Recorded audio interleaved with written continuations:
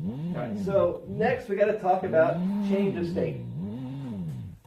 And this is what's really interesting is refrigeration is all about change of state. We'll do this with a blue. Purple, bluish. Anytime a substance changes state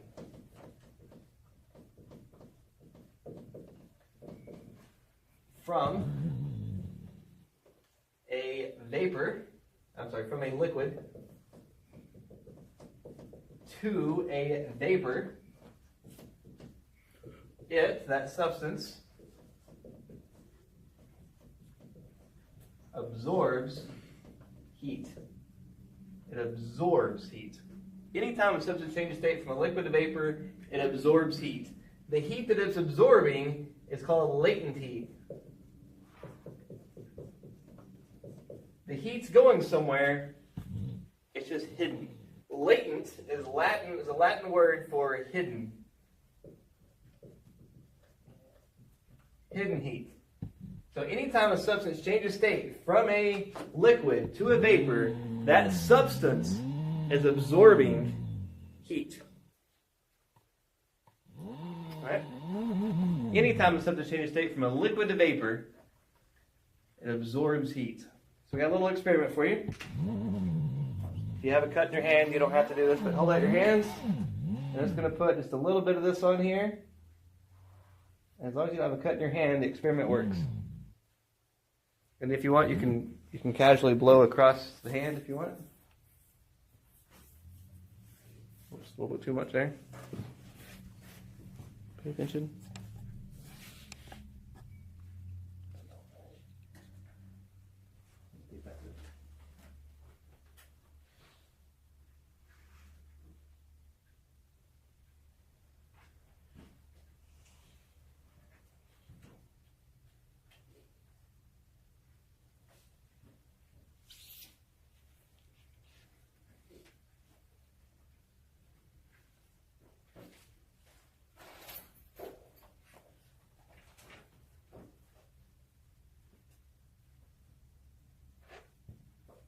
Right, you can just slightly blow across that, or the first guys, this probably already happened. But how does that feel? Cool. Cool, not cold, but for sure cool. What happened to that alcohol? It's evaporated. It evaporated. So that means that really and truly the alcohol changed state from a liquid to a vapor. So the alcohol absorbed heat. It absorbed heat away from your hand. So the cool isn't really the wind blowing in your hand, it's the heat leaving your hand. What you're feeling is the alcohol changing state from liquid to vapor. You blowing across it's just speeding it up, making it evaporate faster. And the cool but you it's feel is your hand. the temperature leaving your hand going into the alcohol that's changing state. That's exactly what you're feeling. Interesting concept, huh? Now you've probably been around this your whole life. You just never realized that's what's going on. And alcohol, that's why it feels cool. It's because of evaporation. So this, anytime a substance changes state from a liquid to vapor, it absorbs heat. This is evaporation. Also, another word for that is boiling. Evaporation or boiling. So before we get to the word boiling, we're just going to focus on evaporation. Is evaporating substance changing state from a liquid to vapor? Yes. So if you have water on a towel, and the water evaporates off the towel, is it changing state from a liquid to vapor? Yeah. Yes. The towel's drying out. That's what you've called it before, right? Mm-hmm. Towel's drying out. So ridiculous. Think about when you take a shower now.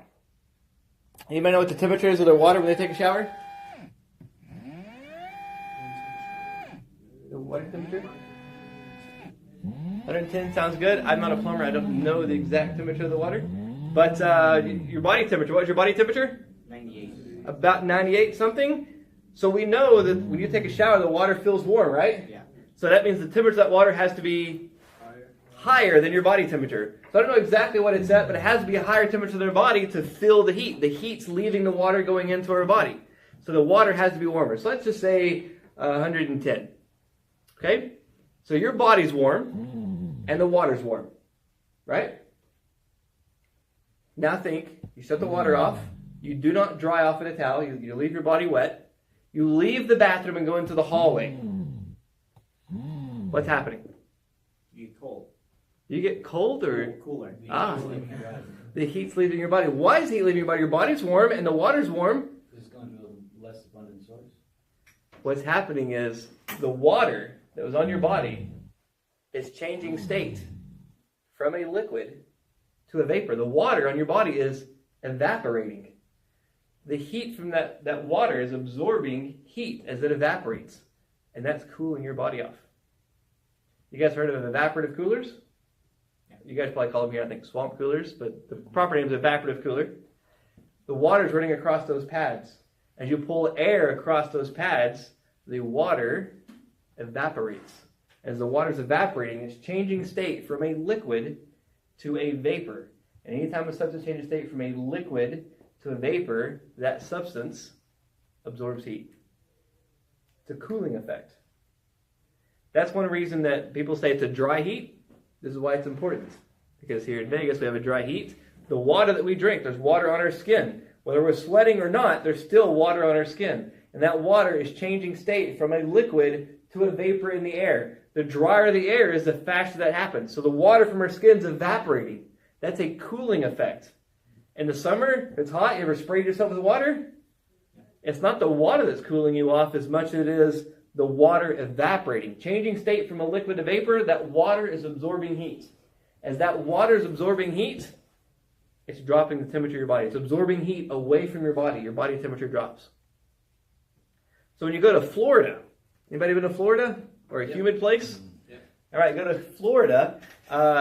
It feels much warmer there because the air is full of water already. And it's not, evaporation is much slower because the air is already full of water. So what happens in Florida is that water is a changing state from a liquid to vapor. It's happening very small amount. The air is already full of water. There's very slow evaporation. So if you have a towel here and you hang it outside, that towel dries out fast. In Florida, you take a towel and hang it out to dry. You come back from work, the towel may still be wet because the air is full of moisture. But here's how it affects your body. When the humidity is high outside, you go outside in Florida, the moisture in your body is not evaporating. It's not absorbing heat. It's not cooling you off as effectively. So your body temperature stays warmer. Dehydration? No?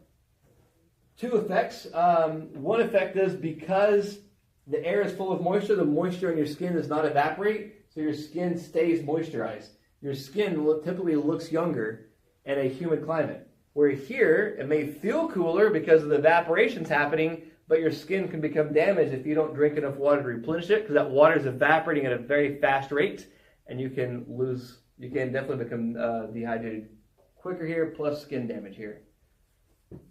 Either way, if you're losing water, you still have to drink more water to replenish it. In Florida, when you go there, a lot of times the air feels sticky. But it's not the air that's feeling sticky. It's your own sweat not evaporating is what you're feeling that's sticky. Here, the air feels dry. Well, it's that moisture from your skin. It's drying out fast. But in Florida, you'll take a shower. It's like, oh, the air is so sticky. Well, it's that water and usually the sweat in your skin not evaporating that's giving you that sticky feeling. Isn't that interesting? You ever think about that? No? I just always thought it was miserable there. Well, and that's why. And it's because of the evaporation. The refrigerant inside of this evaporator is liquid, changing state from a liquid to vapor. It's absorbing heat. So when we call this the evaporator coil, it's because it's a substance that's changing state from a liquid to vapor. It's absorbing heat. Is water a refrigerant? Can water change state from a liquid to a vapor? Yes. Here is a substance changes state from a liquid to vapor, so technically water is a type of refrigerant. Is alcohol a refrigerant? Yes. Yes. We put it in your hands and change state from a liquid to vapor. It absorbs heat. Okay. Same thing with a pool. You go swimming in a pool. Your body acclimates to the water temperature. You get out of the pool, and notice that it feels so much cooler. That's why, because the moisture from your body starts to evaporate when you're out of the pool. And that evaporation is absorbing heat. Your body temperature starts dropping rapidly. Makes you think, huh? So many concepts, things you thought were normal, and now are turning upside down. Can't even go to a restaurant now. I'm like, can I have a cooler drink, please? That's right. Yes, that's exactly right. So to understand this concept, we have to understand another word. And this word, this letter is BTU. BTU. BTU is a word that we use a lot. BTU. BTU stands for British Thermal Unit. BTU, British Thermal Unit. We have to get through the theory before we can get to the units. All this is a very important concept, understanding how this works. Everything we do in this class will be about how it applies to this refrigeration cycle. And I've seen that on like gas grill barbecues and all that stuff too. Yes! I'll explain why in just a little bit. British Thermal Unit. That's really worthless for understanding what it is. But that's what the B stands for, the T stands for, and the U stands for. The definition of it is the amount of heat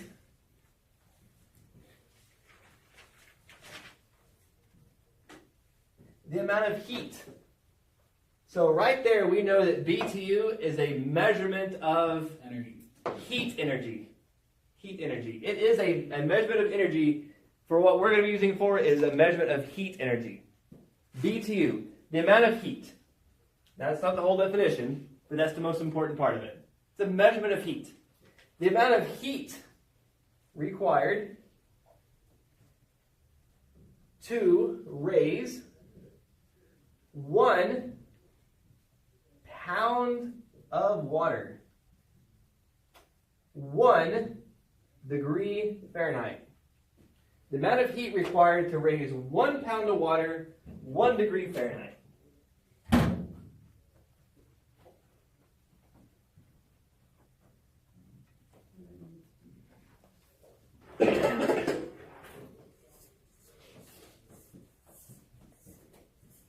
Grab a scale real quick. I'll help you guys understand it. Think about that just 1 second. Right back.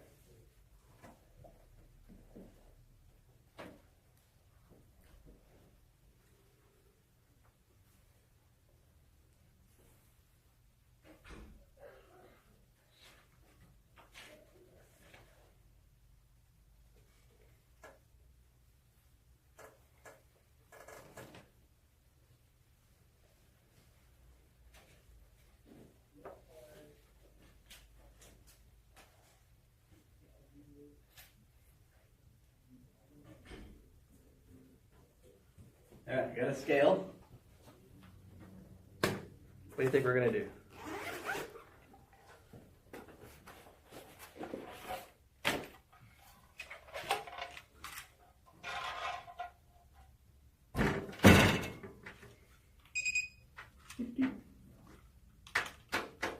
Sound good? And add a heater.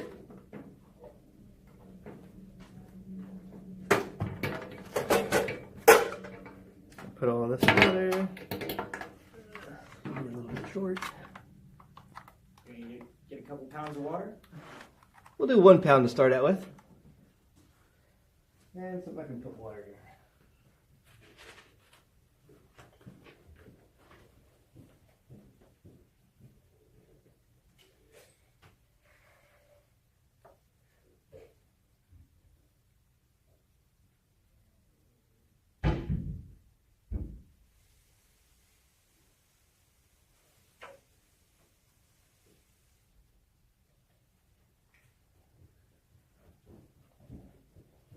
Right, so on this scale, I'm going to, it's called the tare. Really what it just means is we're going to zero it out. So everything that's on here, I'm going to press the 0 button, tears it out. There's nothing on it. It shows 0 pounds. And I'm going to weigh in 1 pound of water.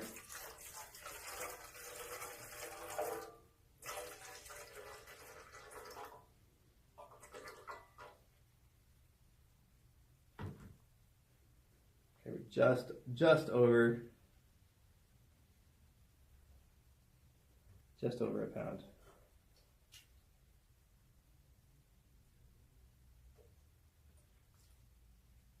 There you go, 1 pound of water. Let's find out what the temperature of this 1 pound of water is.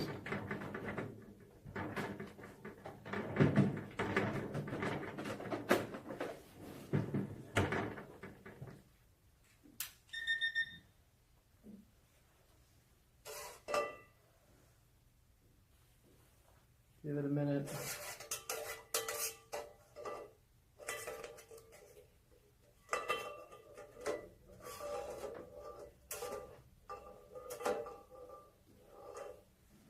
All right, so the temperature of this water is 70 degrees Fahrenheit.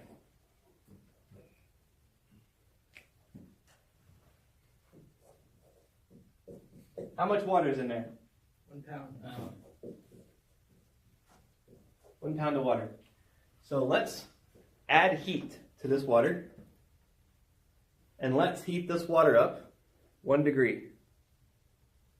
And it's going to be hard because by the time it actually goes up, it'll go up fast.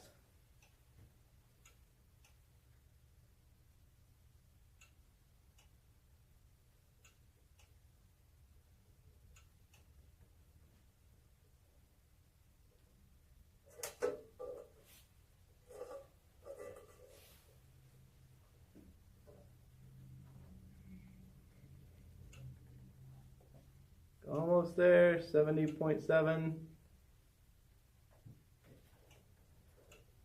71.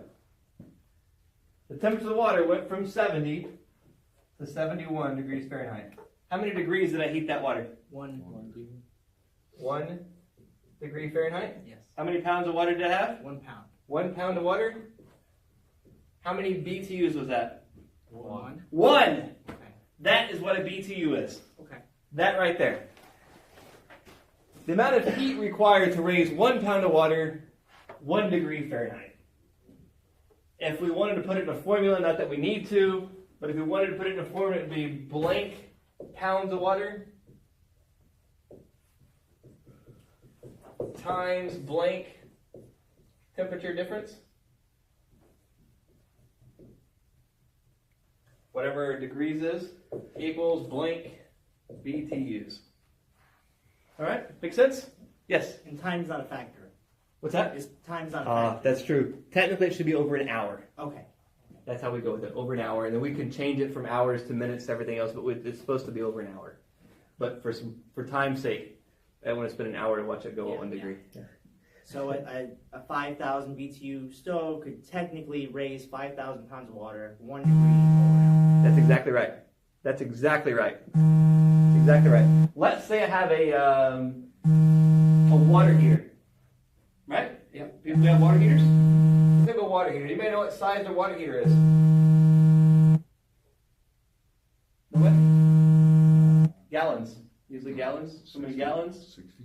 60 gallon? Usually most people have like a 50 gallon, but we can go 60. Let's go with the 60 gallon water heater. 60 gallon water heater. All right, you may know how much a pound of water weighs. 8 pounds? I'm sorry, a pound of water weighs a pound. You may know what a gallon of water weighs. 8 pounds. It's like 8.3 pounds. 1 gallon of water weighs 8.3 something pounds. Can you believe that? So let's put 8.3. What's 60 times 8.3? You don't have to do this math. I'm just trying to prove a point. If somebody has a calculator on their phone, that'd be great, because I suck at math. 500. So that means we have approximately 500 pounds in that water heater. When you see water heaters installed, it's important that that has a base that's installed well, and they see them strapped to the wall. This is why, because that 60-gallon water heater weighs about 500 pounds. It's a lot of weight. That's just the water in it, not including the water heater itself. All right, so let's say that water was at 70 degrees Fahrenheit, and you said you took a shower, you wanted at 110, so let's just, that's a mixture, so let's go a little higher, let's go 130. So it's from 70 degrees to 130. So we have 500 pounds. What's 130 minus 70? 60. That's a 60-degree temperature difference. So if I wanted to make that happen within an hour, what's 500 times 60? 3,000. I would need 3,000 BTUs to make it happen. Over an hour. Over down. Now, if you had 6,000, would it be faster? Yes. Okay. We could do it in a short amount of time. Yep. Just to give you an idea what a BTU is. That's what a BTU is. It just gives some value to what this number means. We throw this number out there, we want to have it make sense to at least some point. So far, so good? Yep. Questions yet? All right, so BTU, not too much, but let's put it to something that makes more sense. That water, is that room temperature? Yes. Okay, the temperature of this room is 74 degrees. Temperature of this room is 74 degrees Fahrenheit. Let's say I want to heat that water up to 200 degrees. Now that water is just barely under a pound, or maybe it's just barely over a pound, I can't remember exactly, but it's about pretty close to a pound of water right there. How many BTUs would it take to take that 1 pound of water from 74 to 200? 126.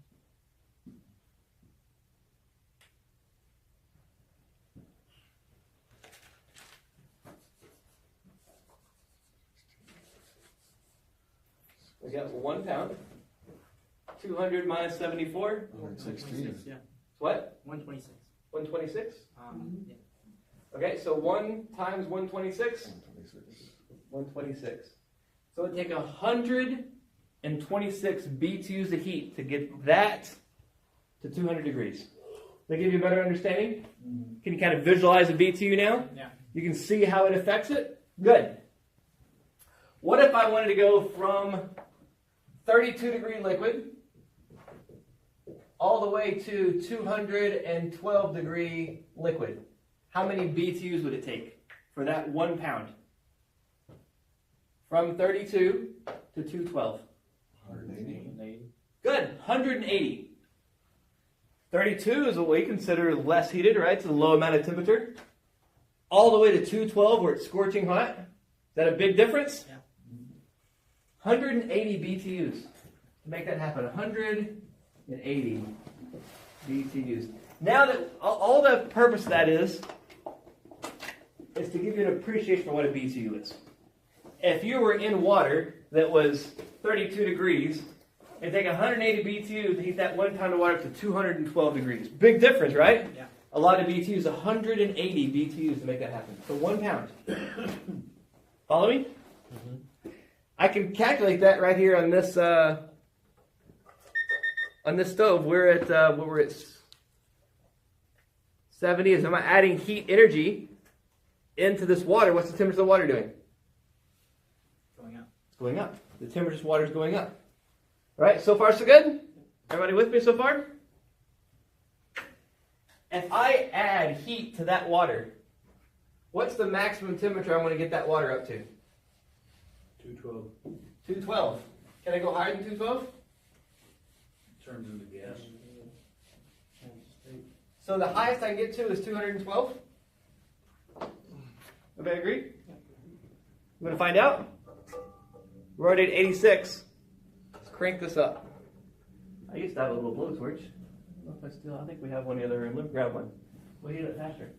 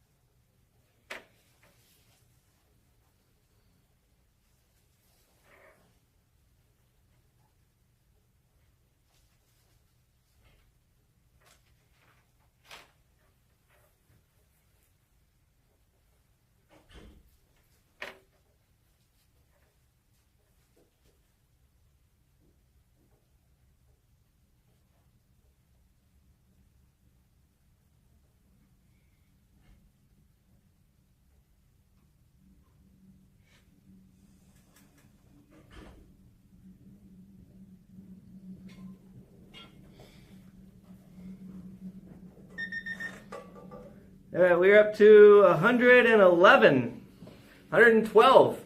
So what's happening right now? Getting warmer. The heat from our little cooker here is going into the water, and the temperature of the water is going up. So in other words, I'm adding BTUs of heat into this water. I'm putting BTUs of heat into the water. 120.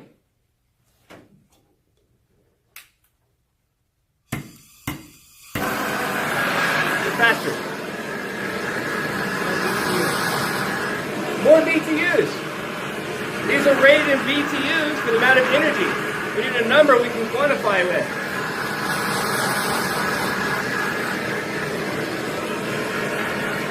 $130.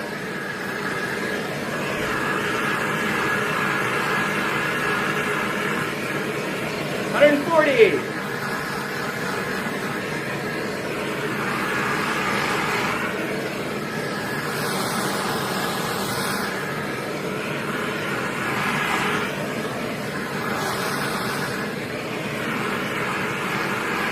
$150.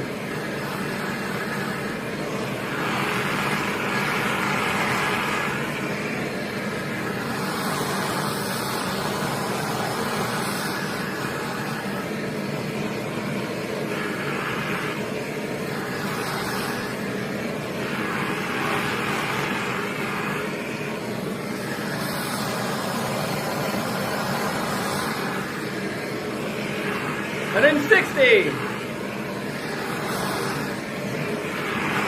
$170. Am I adding BTUs? Absolutely.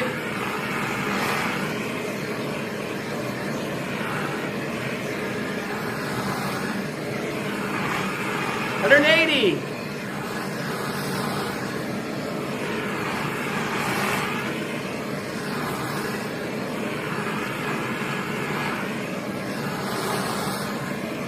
$190. Thermometer's melting.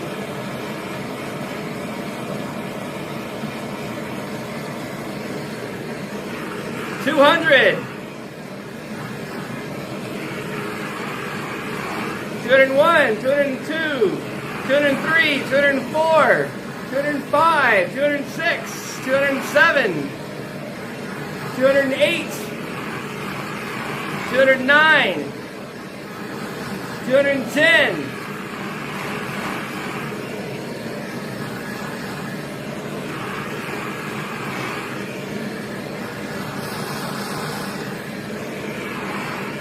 $210.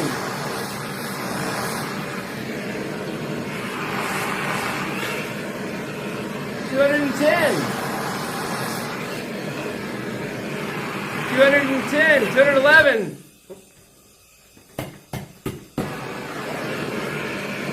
$212.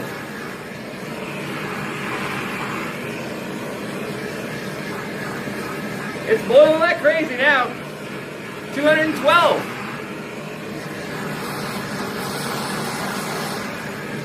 $212. Boiling. $212. $212.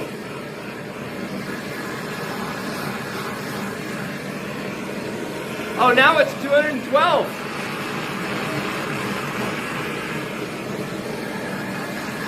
$212.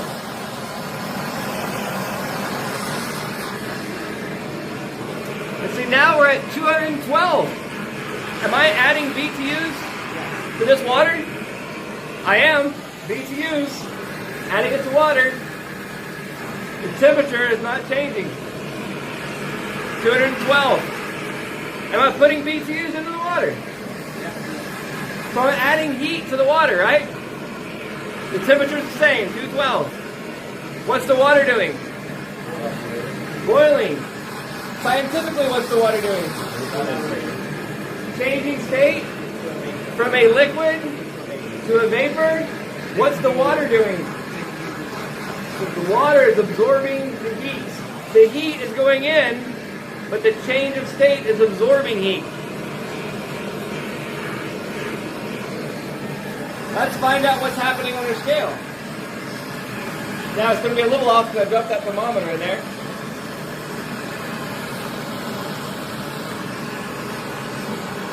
I should have measured it before. We're at 1 pound, 1 ounce. I don't know how much that thermometer weighs. We can calculate it real quick. We got another one. Alright, so the thermometer weighs 4 ounces. So what's 1 pound? What's 1 pound, 1 ounce minus 4 ounces? What? 13 ounces? So what happened to my volume of water?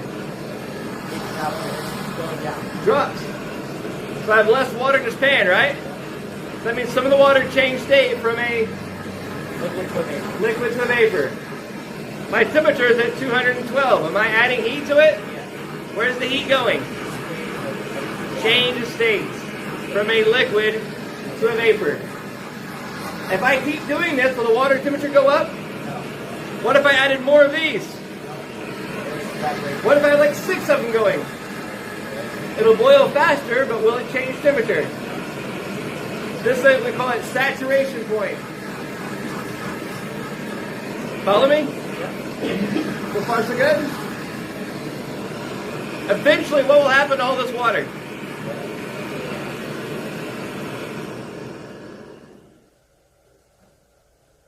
Eventually, the water will evaporate.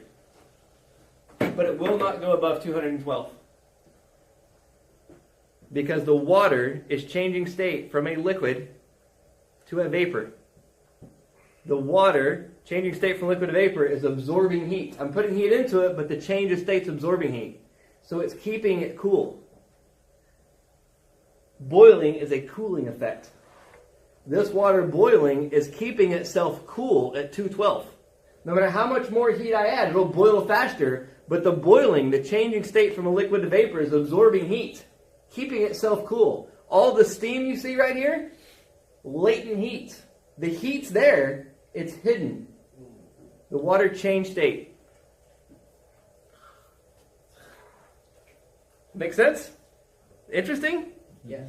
All right, so let's apply this to give you an appreciation of what's going to happen. How many BTUs of heat energy would it take to make that water go from 212 degrees Fahrenheit liquid to 212 degrees Fahrenheit vapor? 1 pound. How many BTUs would I have to put into this to make it all evaporate? What do you think? I'm not sure. What? What do you think? Not sure. What do you think? 212. 212. Okay, that's a number. Let's write it down here. You think 212? 212 BTUs. What do you think? Okay. What do you think? What do you think? 212. Okay. What do you think? 0. 0. Because we're not changing temperature, right? It's a good answer. What do you think? 212. That'd be 212. 212. 2000. 2000. I like it. 2000. 2000 BTUs. What do you think? No idea. No idea? Maybe 0. 0. All right, so we got several for 212, a few for 0, one for 2000. To take 1 pound of water from liquid to the same exact temperature in vapor,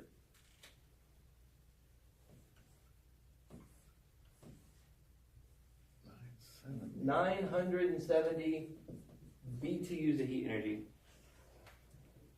970 BTUs. I would have to put into this 970 BTUs of heat to make it change state without changing temperature. So BTU gives us a measurement of heat content. Fahrenheit does not. Was I adding heat to this water? Yes. Was my Fahrenheit changing? No. So see how Fahrenheit's not a usable number for us? Yeah. BTU is a true heat content. All right? We put heat into it, but it was not changing temperature. But the heat was still there, right? The heat's somewhere, it's still there. It's hidden. It's hidden. We couldn't measure it with a thermometer because it's hidden. Latent heat. It's going into a change of state. For water, it takes 970 BTUs to make that water, to make this completely boil away. But it doesn't have to be at 212. If our humidity is low, it happens on our skin. Evaporation and boiling, as far as that's concerned, is about the same. So when you take a shower and all that warm water is on you, and you step out into the hallway, that water is changing state from a liquid to vapor. If you had 1 pound of water on your body, if you had a shirt and pants on and you were able to take that pound of water, it would soak it in, right? For that 1 pound of water to evaporate, it's absorbing latent heat, 970 BTUs of heat energy away from your body. That is a massive amount of heat. Isn't that awesome? That's why when they say it's a dry heat, that's why, because as that water evaporates off your body, it's absorbing heat, latent heat, hidden heat, but that latent heat's changing the temperature of your body. 970 BTUs, that's a massive amount. Let's think of an evaporative cooler. You guys before have called it a swamp cooler. Proper name is evaporative cooler. Evaporative cooler does this. We dump water on the pads, and we pull a fan, we pull air through those pads. What's happening to that water? It's evaporating. It's evaporating, which means it's changing state from a liquid to a vapor. It's absorbing, the water's absorbing heat. For every 1 pound of water that evaporates in an evaporative cooler, it absorbs 970 BTUs of heat energy. So if I have air, and I take BTUs out of the air, 970 BTUs out of the air, is the temperature of the air going to drop? Yes. Yes. Where did the heat go? In the latent heat, the steam and the The water. heat's still in the air though, right? Mm-hmm. But it's hidden. It's hidden. It's latent heat. It's hidden. But the temperature of the air dropped. Right? Let's look. Go to the lab. Let's look at this evaporator cool.